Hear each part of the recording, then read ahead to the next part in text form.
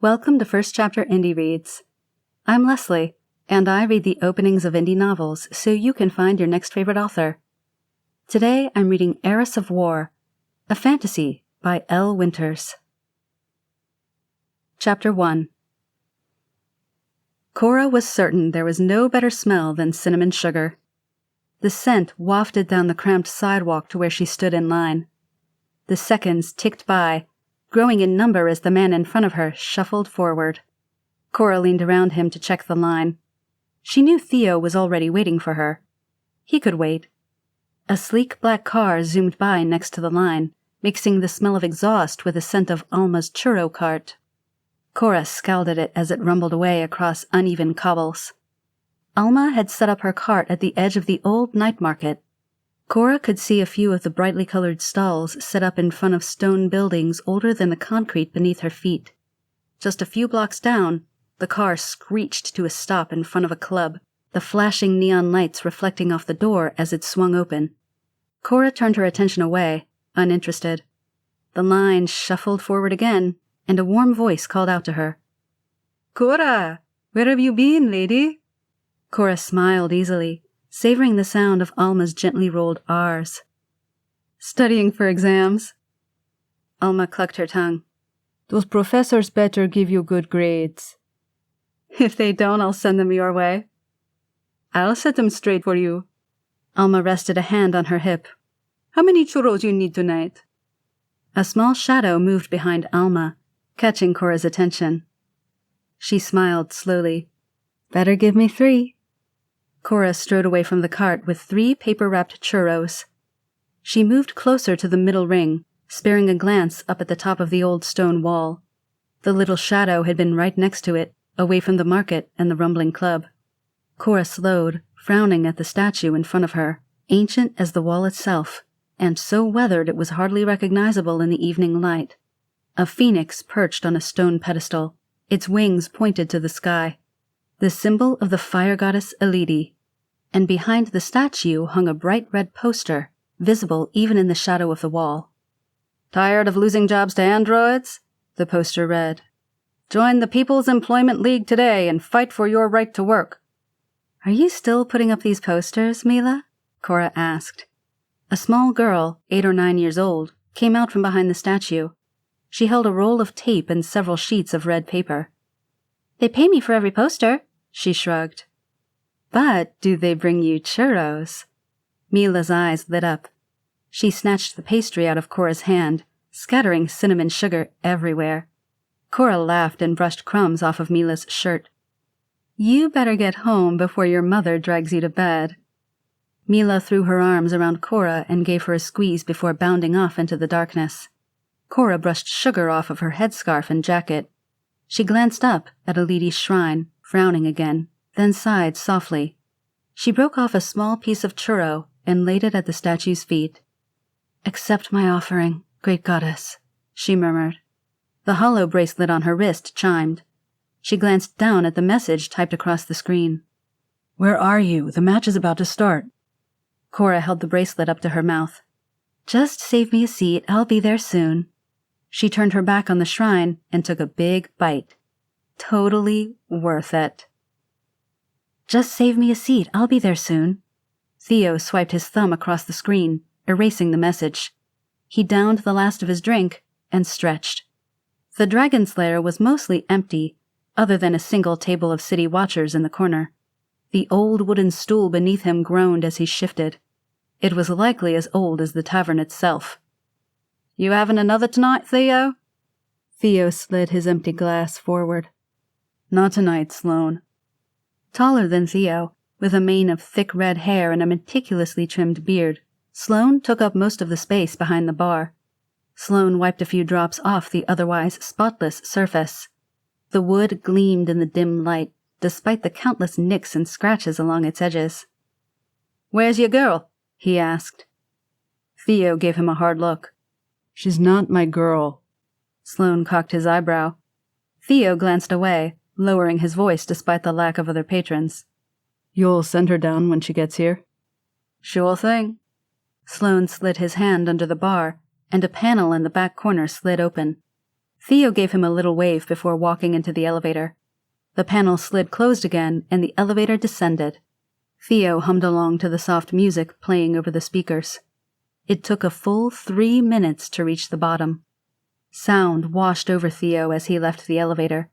He stood at the top of a bowl-shaped cave, staring down into an arena. Small puffs of dust hung over the sandy floor of what was once a dragon training den. He could still make out dragon perches on some of the walls, high above the cave floor. People filtered in through a series of tunnels connected to the cave, most of them walking at least half a mile to reach the arena. Not for the first time, Theo silently thanked Sloane. Only people the burly barkeep really liked used the Dragon Slayer's elevator. Cheers drowned out blaring music until all Theo sensed was the pounding beat in his chest. It grew stronger the closer he got to the stands. The grainy voice of the announcer was indistinguishable as it echoed around the cavern. Theo wrinkled his nose, dodging a cloud of musky smoke. Finally, he found a pair of seats about halfway up the stands. He tapped the screen of his holo bracelet, calling up a small holographic keyboard. He quickly sent the seat numbers to Cora. Bass vibrated through Theo's seat and pounded through his bones. It infected him, setting his knee bouncing with anticipation. Cora slipped into the seat next to him just as the duelists entered the arena. "Did I miss anything?" she asked, offering him a churro. "No. Is this what took you so long?" Cora shrugged and dusted her fingers against her pants. Oh, not this guy again. Hasn't he had enough of losing for one season? Theo gazed back at the arena floor, where a stocky man attempted to flourish his sword for the crowd. The slim sprite opposing him watched with a bored expression. "He probably owes one of the gang's money," Theo guessed. "Only reason to keep coming back." Cora grunted noncommittally. She kept shifting back and forth, neck craning. You couldn't have found us seats behind someone shorter?" she groaned. Theo nearly laughed. He hadn't noticed the seat next to him was behind a tall elf woman. He silently traded seats with Cora. The bell rang for the match to start. Theo couldn't look away from the disaster unfolding before them. The swordsman was no match for the sprite. Even without the advantage of flight, the sprite was barely exerting any effort. The swordsman couldn't land a single hit. The sprite darted around him, punching through his guard to score 10 points. Then 20. The match ended when she reached 30 points. The swordsman slumped into the box just off the arena floor, head in his hands. Theo's gut twisted for the guy. "That was brutal," Cora said.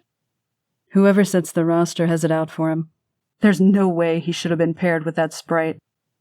Cora shook her holo bracelet awake. She sighed as her clock flashed awake. "Do you have to go already?" Cora nodded.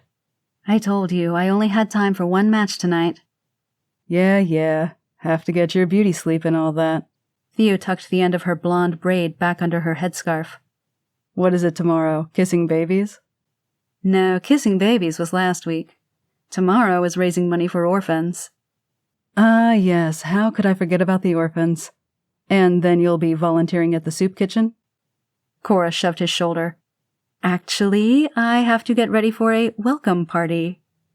Theo stood, rolling his wide shoulders. "Well, I can walk you out. I should head home too."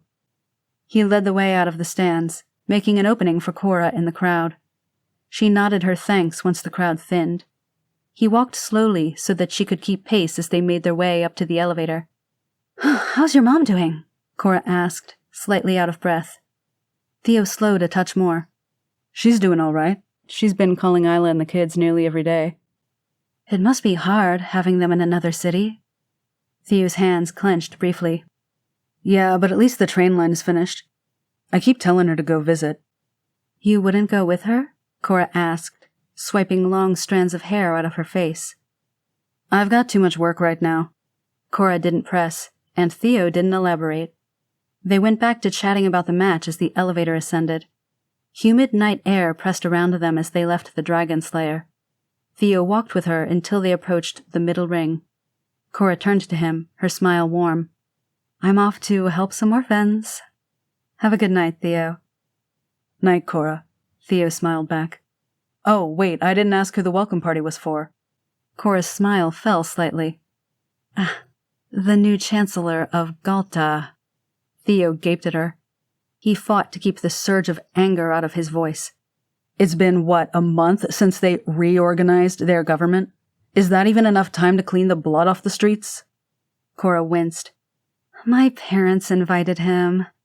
Something about creating ties with the new leadership before their other neighbors swoop in. Theo swallowed, forcing his fists to unclench.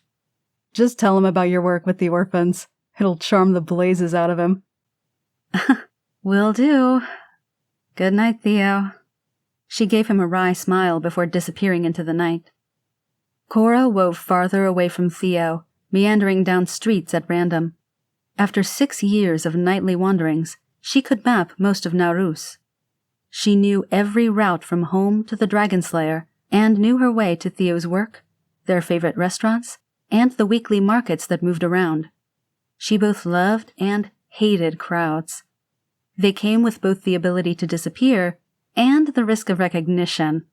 Cora skirted the busiest streets, only getting close enough to glimpse the nobility in their flashy clothes, with their haggard attendants and sleek-bodied androids.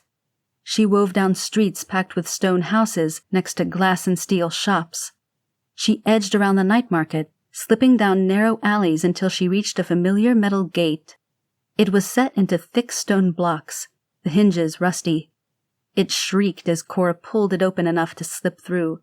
She needed to get Theo to oil the hinges again. She tapped the light on her hollow bracelet, giving off a cold blue glow. Just inside the tunnel beyond the gate was a waterproof box. She changed in the dim light from her bracelet, carefully folding her street clothes into the box. She had learned the hard way that a good rain could flood the tunnel. She pulled on the loose pants and shirt waiting in the box for her. Not quite pajamas, but just as soft and comfortable. She couldn't remember how many sets she had anymore. The last thing to go into the box was her headscarf. She did her best to smooth the impossibly long braid now hanging uncovered down her back. It was going to be a pain to brush before bed. Cora snapped the lid closed before heading farther into the tunnel. She kept the light on, barely needing it. She knew every bump and crack in the floor. The tunnel ended at a dusty wooden door. She paused, listening. Silence met her. She eased it open and slipped into the quiet hallway. The door closed behind her, blending with the rest of the trim. She moved on soft feet, slipping past the servants' quarters up to the main hallway. She passed the kitchen on her way, snagging an apple from the hanging baskets. Cora straightened her back and tossed her hair over her shoulder. She quit skulking and became once more Her Royal Highness Cora Katarina Maria Bjorn, Crown Princess of Liskow. No one bothered Cora as she crossed the palace to her room. She typed a message to Theo. Made it home. Off to get my beauty rest. Her hollow chimed just as she reached her bedroom door. Tell the Chancellor I said hello. Cora smiled, pushing open her door. A tall blonde man rounded the corner and smirked at her. Where do you sneak off to at all hours of the night? Cora arched an eyebrow at her twin brother. His palace guard uniform was unbuttoned, his hair mussed. Were you just waiting at your door to harass me? Oh, I have much better things to do than wait around for you. I'm sure, Cora replied dryly. How is Liana? Eric ran a hand through his hair as if suddenly conscious of it. The Countess of Clio is very well, thank you. Cora didn't comment further. She entered her room, Eric not far behind. Where were you, anyway? Where I always am at odd hours of the night. It was Eric's turn to look skeptical. I checked the library. Well, I did just get a snack. Cora held up her apple core. You didn't show up on any of the monitors. I think Nolan is making you paranoid. Cora kept her voice light. Soon you're going to be checking for assassins under my bed. Very funny. Why were you looking so hard for me anyway? Eric's eyes tightened. Just doing my internal security internship proud. Cora's head whipped toward him. His tone was casual, but his words held an edge sharp as a knife. And I need snacks to take with me to Liana. Cora gestured to one of her desk drawers. Eric searched through the stash of packaged goods, setting a few aside. She closed the drawer, careful not to jostle the scented candle she had left burning on her desk.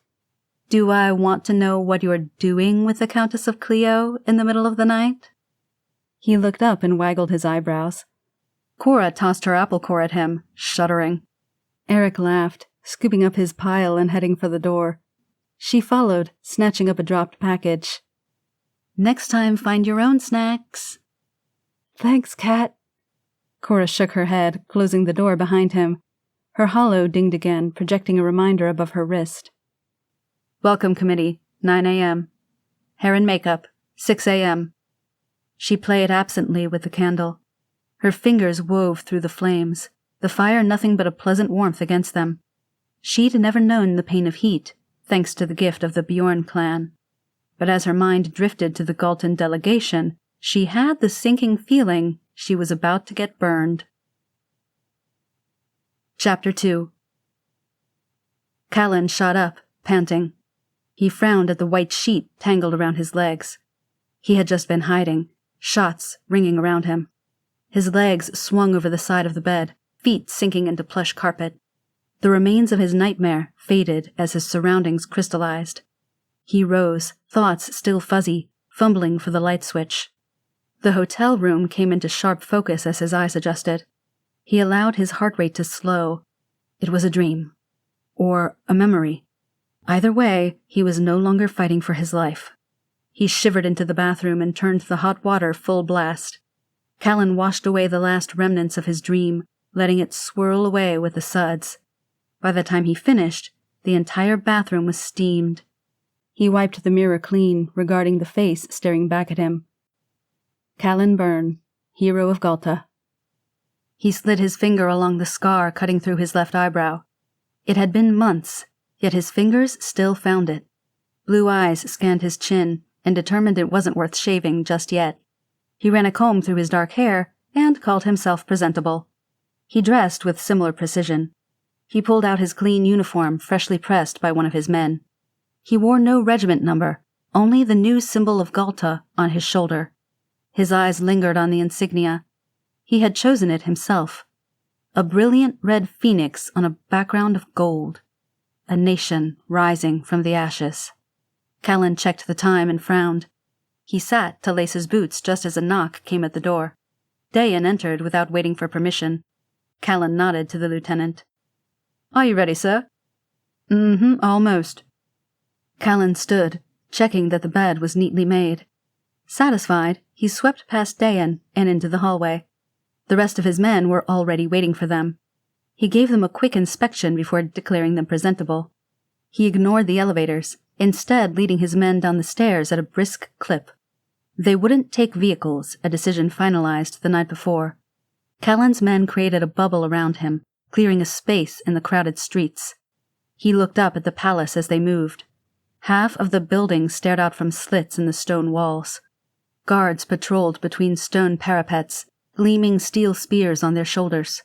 The other half of the palace towered in a blinding spire of glass and steel.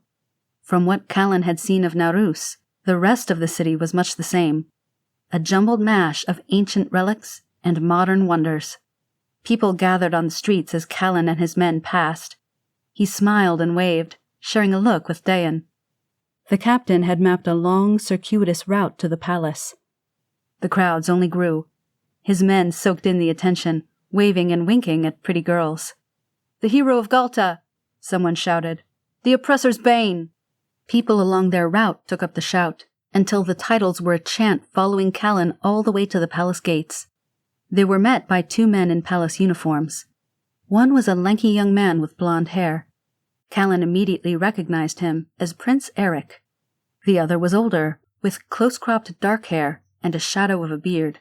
He inclined his head as Callan and his men approached. "Welcome, Chancellor Byrne," he said.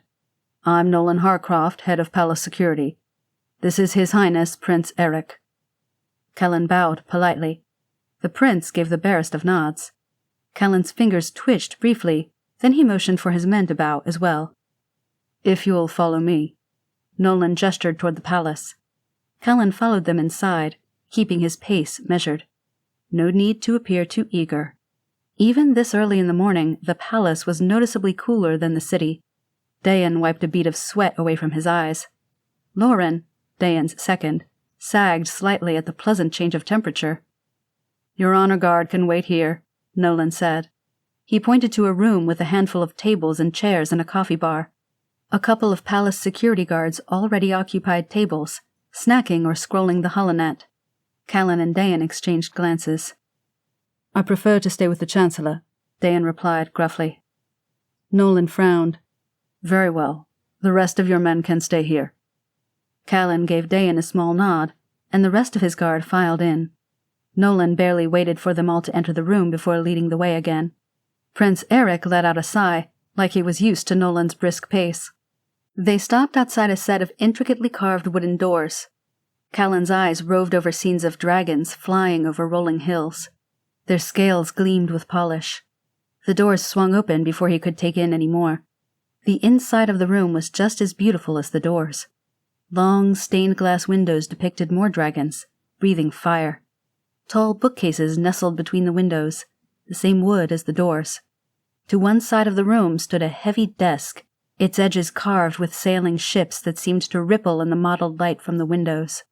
Nolan pivoted away from the desk, addressing a trio settled on a couch at the other side of the room. King Adalric and Queen Ira perched together, their hands intertwined. King Adalric was the spitting image of Prince Eric, only 30 years older. His blonde hair was heavily streaked with gray, but his eyes held the same sardonic twinkle. Queen Ira was more guarded in her expression. Her hair shone red in the sunlight, and the longest braid Callan had ever seen. And, sitting in a chair nearby, was the crowned princess Katerina. Her hair was just as long, if not longer, than her mother's. It spilled into her lap in golden curls. Heavy makeup, as was fashionable on the holonet, obscured much of her face. Black-rimmed eyes that couldn't decide if they were gray or green. Those eyes. They took him in like a general assessing a battlefield. A light with intelligence, but guarded as a fortified keep. Callan found his mouth suddenly dry. "Chancellor Callan Byrne of Galta, your majesties." Callan swept himself into a low bow. He had to clear his throat twice. "I'm honored to be here, your majesties." "We are honored to have a leader of Galta attending the Allies' Council again." Queen Ira's low voice was warm. "It's been too long since our countries have met. You'll find the new Senate of Galta is eager to restore our old alliances." "As long as you're not as stuffy as that last Galtan ambassador," King Adalric said. "That man was a bore." Queen Ira elbowed her husband sharply. Callan chuckled. "I make no promises," he said, raising his hands, "but I hope you don't find me too boring." King Adalric rose and clapped Callan on the shoulder. "Well, my boy, what do you think of hunting?" Cora wasn't expecting the Chancellor to be so young. News from Galta had been patchy during the conflict, more so than she originally thought. She recalled Davida, her public relations specialist, advising her to focus on her studies. Whole lot of good it was doing her now. "I find it hard to believe this guy led a revolution," Eric murmured. They hung back while Father chatted with the young Chancellor. "He's barely older than we are." "They expect us to lead a country, too." "They expect you to lead a country." Cora pursed her lips. Eric certainly hadn't been dragged to every meeting for the past few months, or pretended interest over every research facility and project within 50 miles of the capital. The council chamber wasn't far from Father's study. Cora took a steadying breath outside the door. She let her eyes run over the dark wood, the carved bears marching across a wide plain. The doors swung open to reveal a rectangular room flooded with cool light. A long oval table gleamed with polish, cushioned chairs surrounding its length. As expected, Lord Barros was early. His cane leaned against the arm of his chair, gleaming like ebony. Silver hair brushed his shoulders, the top half pulled back from pointed ears. His deep brown eyes did not match the smile painted onto his face. "Your Majesties," Lord Barros rumbled. He bowed to them from his seat. Mother's mouth tightened at the corners. "Always good to see you, Lord Barros." Cora and Eric shared the briefest glance. They both caught the edge of sarcasm in her tone. If Lord Barrows caught it, he chose to ignore it. Instead, he brushed an imaginary crumb off his manufacturer's guild pin. Cora still hadn't gotten a straight answer as to what exactly his plants manufactured. She acknowledged each council member politely, noting that Ambassador Faizan from Tenduli had shown up. Cora made a point of greeting her warmly. The woman responded stiffly, sitting with impeccable posture. Cora fingered the edge of her agenda, but didn't bother opening it. They wouldn't stick to it anyway. Cora noted each person that filtered to their seats. Every race was represented at the dark wood table, a calculated move by her parents. Chancellor Byrne and his guard were the only humans at the table she wasn't related to. Cora felt eyes on her. She glanced across the table to find Chancellor Byrne watching. His blue eyes burned into her, sending heat across her cheeks. Father rose, cutting off the pleasantries. Chancellor Byrne looked away reluctantly, leaving Cora slightly breathless. She barely registered that the meeting had started until Lord Barrows began talking. First of all, I was sent a fleet of Crown-funded androids to put on my assembly lines. I was told they would streamline production and reduce waste. They would even reduce costs by replacing half of my workers. Lord Barrows paused as a murmur swept the room. Then the other half of my workers quit in protest. Now I was not only behind on my orders, but also at half capacity. Here I am thinking it can't get any worse. And what message finds its way to my inbox? My government contracts have all been terminated. The old contracts were terminated, Mother cut in coolly, because new contracts were sent to you as soon as the experimental androids were recalled. And, if memory serves me, those new contracts included better state protections for your workers. Lord Barrows looked like he had sucked on a lemon. And yet my workforce remains at half of what it should be. Then perhaps you should consider your employees' requests for better pay. Lord Barrows reddened. He made to open his mouth again, but was cut off by the Tenduli ambassador. And what will become of these automatons? Her accent made each syllable ring crisply across the table. Minister of Innovation, Lillian Kilgore, responded. They will be analyzed and repurposed. Most of them have already been reassigned to sanitation. Lord Barrows regarded the dark-skinned elf with barely concealed loathing. He made it abundantly clear that she was a traitor to elf-kind by supporting the usurpers. Ambassador Faizan frowned. Her shimmering orange wings, folded so carefully still against her back, buzzed. Very well. Then I must inform you that Tendul will no longer be trading with Liskow. The room froze. Cora fought to keep her expression neutral. Mother revealed nothing on her face, while a storm brewed in Father's eyes. Surely the Tendul elders wouldn't want to dissolve a centuries-long alliance over this, he rumbled. Ambassador Faizan's expression was hard. The elders would rather maintain a millennia-long relationship. We will not anger the gods by treating with automatons. Mother laid a hand on Father's arm. She pulled out her most charming smile. Perhaps we can continue this discussion after the meeting? There are other items on today's agenda. No. Ambassador Faizan rose.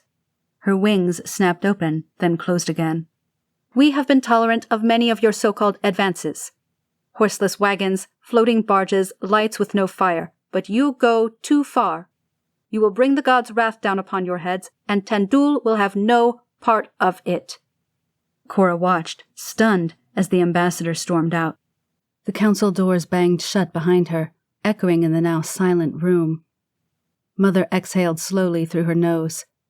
She cast her eyes around the room, focusing on the far end of the table. Ivar, please tell me you have some good news. Father's cousin, and Minister of Justice, Ivar Bjorn, drummed his fingers on the table.